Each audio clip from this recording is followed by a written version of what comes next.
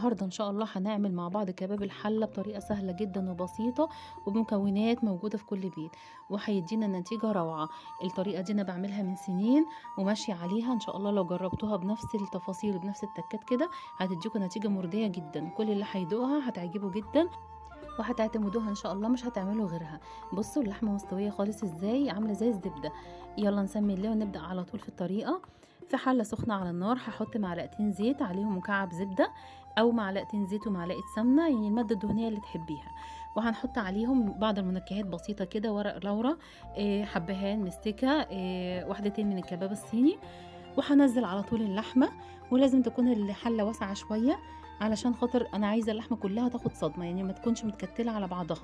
هفرد اللحمه كده في ارضيه الحله، ومش هقلبها غير لما تبتدي تاخد لون. هقلبها على الجنب التاني تلون كلها علشان تعملي كباب حله مظبوط جدا ويطلع طعمه روعه. لازم نلتزم بحاجتين: كميه البصل تكون قد كميه اللحمه بالظبط. كمان البهارات اللي نستخدمها مش عايزين نزودها قوي علشان طعم اللحمه ما يضيعش في وسط البهارات. يعني انا مش عايزه البهارات تطغي على طعم اللحمه. هستخدم بس فلفل اسود، هنا رشه معلقه صغيره فلفل اسود، ونص معلقه بهارات لحمه او 7 بهارات، وطبعا الملح بتاعنا، وده يكون في الاخر. اول اللحمه ما تبتدي كده يعني تاخد الصدمه تنزل الميه وتشربها تاني، هبتدي انزل البصل. دول نص كيلو من اللحمه، هستخدم قدهم بالظبط بصل، يعني نص كيلو من البصل. مش هضيفه كله مره واحده، يعني انا هضيف دلوقتي ربع كيلو بصل بس، علشان مش عايزاه كله يدبل ويدوب في اللحمه ويضيع طعمه. هضيف بس ربع الكميه، ربع كيلو من البصل، وبقيه كميه البصل هضيفها في الاخر قبل ما اطفي على اللحمه ب10 دقايق بالظبط. ضفت كمان قرن فلفل حار، ده اختياري ممكن تستغني عنه. وهزود بقى كوبايه من الميه، ولازم تكون الميه مغليه، يعني ما ينفعش اضيف ميه من الحنفيه علشان اللحمه هتجلد وهاخر سواها.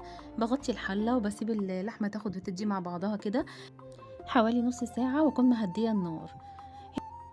هنا اللحمه خلاص ابتدت تدخل في السوا، يعني استوت تقريبا 80%. هضيف باقي كميه البصل اللي هو ربع كيلو البصل اللي فاضل، وهملح اللحمه. هظبط ملحها، يعني هحط تقريبا معلقه من الملح ممسوحه كبيره او معلقتين صغيرين. وهزود برضو شقشاق ميه تاني، ولازم برضو تكون الميه مغليه.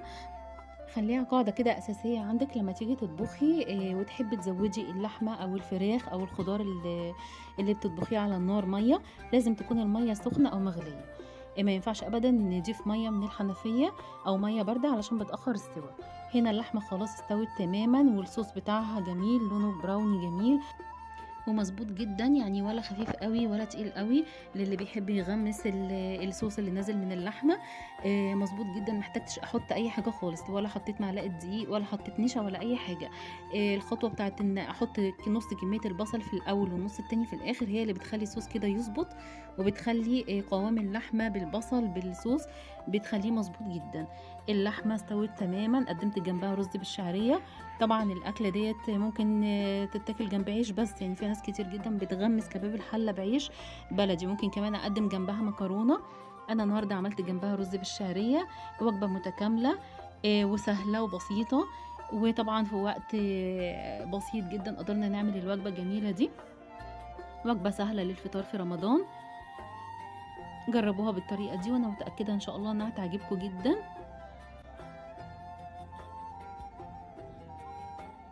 شوفوا شكل اللحمه عامل ازاي، والصوص بتاعها جميل وريحتها جميله، يعني كلها على بعضها مظبوطه. بتمنى الفيديو يكون عجبكم، وكل سنه وانتم طيبين، رمضان كريم. اشوفكم على خير ان شاء الله في وصفات احلى. شكرا ليكم، سلام عليكم.